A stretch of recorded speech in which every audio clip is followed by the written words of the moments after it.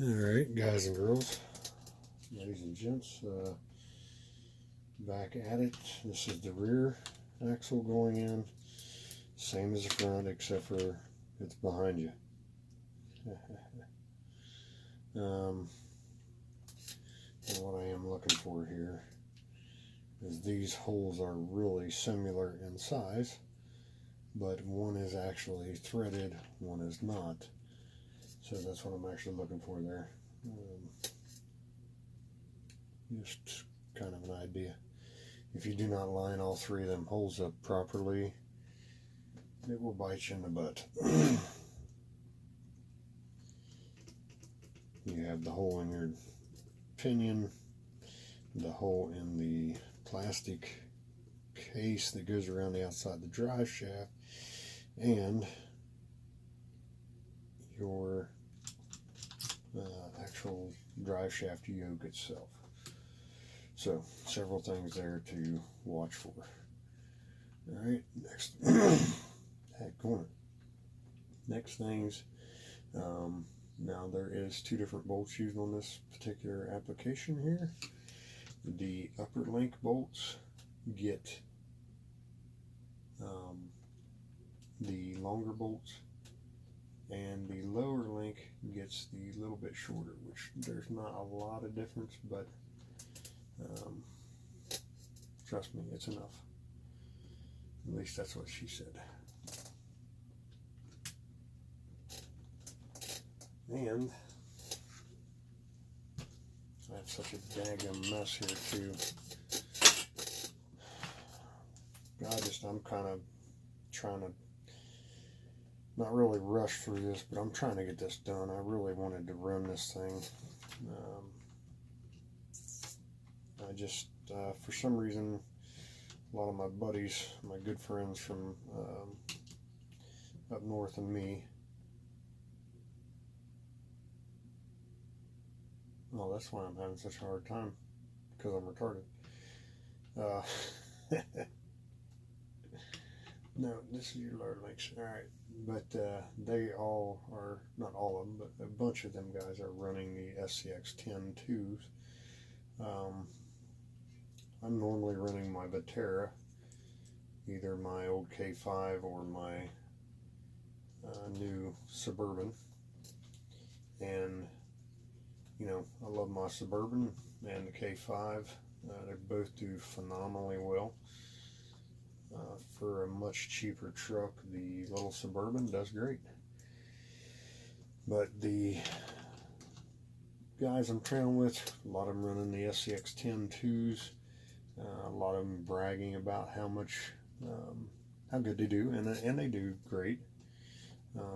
Like any RC, out of the box, every one of them has a little bit of a cork or a little tweak that's not what you want. Hence the point of upgrade parts. But with that being said, I've wanted an scx10 2, thanks to my good friend at Pit Row Hobbies, which is not really local, but it's local for me. He has actually cut me a hell of a deal on this truck. So I was lucky enough to be able to start the year out with this dude. And now that I'm getting this far into it, I'm not considering it luck right this second, because these here knuckles are just not wanting to line up.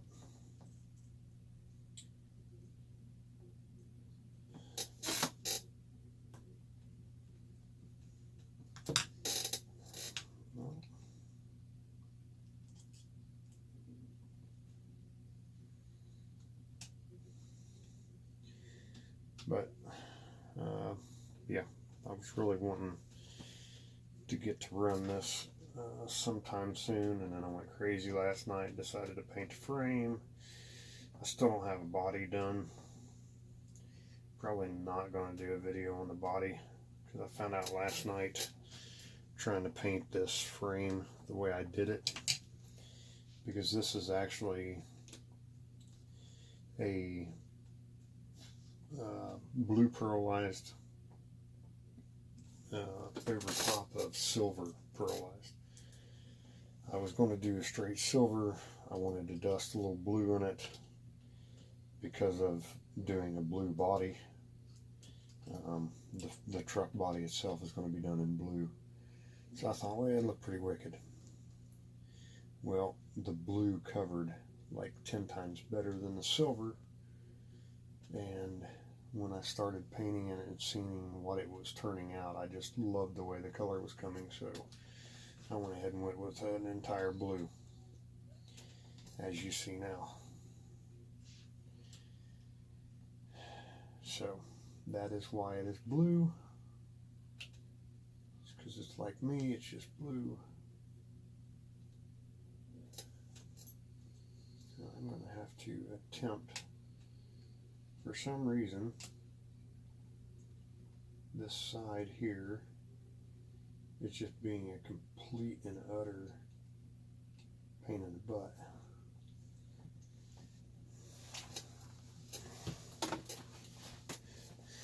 The knuckle, or the end, the little swivel joint, the pivot ball, is actually turning really bad and will not line up.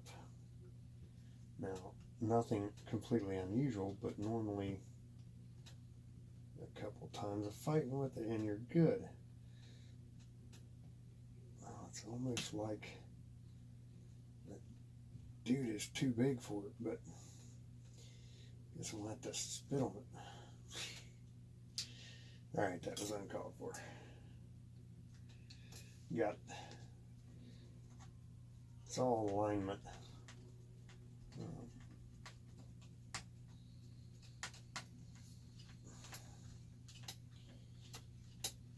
Alright, there's that. That was in there. Shocks is the next step. Pretty confident.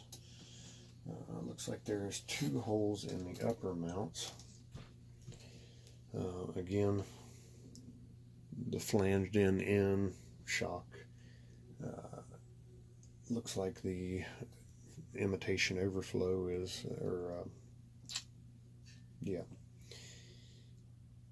The expansion tank is to the front. Now I'm going to run these shocks on the back hole just to see what happens. Obviously down the road you can change this, or if you think you'd prefer the other way, you know, that's all personal preferences. Bottom bolt, raise her up.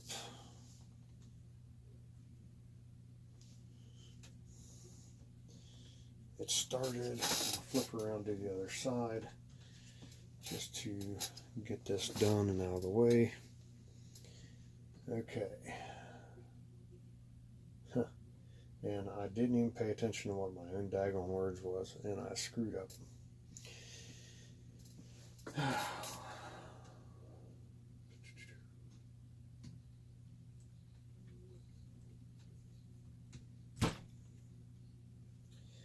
Alright.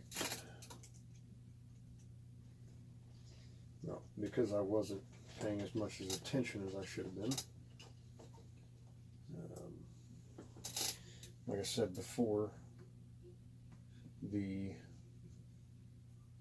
luckily these the Axail kit here shows you putting the flange to the outside so that it holds. If something was to happen, you wear something out, you break it, it's going to hold on there a little bit better because the washer half is pointing to the outside. I did that on the front too, like I was supposed to. I come to the back one, talked about it, and then done it backward. So this little piece right here has got smaller end on this end, so it slides in. This doesn't. If you wear the shock out, this is intended to hold you from popping out. So if you put them to the outside, not all kits suggest that. A lot of them actually suggest that to be against the frame so that it pulls a bigger area. Like when it's resting, it pulls it up against it. I don't like that myself because it allows that bottom pin, or that if something happens, that eye can come off because the washer's smaller. So turn it around, do it the right way, or the way the book subscribes and the way I think I like having them.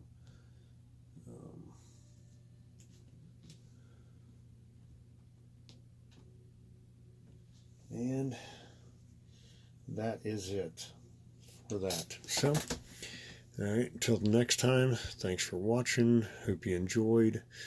Like, click, subscribe, and hopefully I can get this thing wrapped up here fairly soon. I really want to run this, dude. Thanks again, all.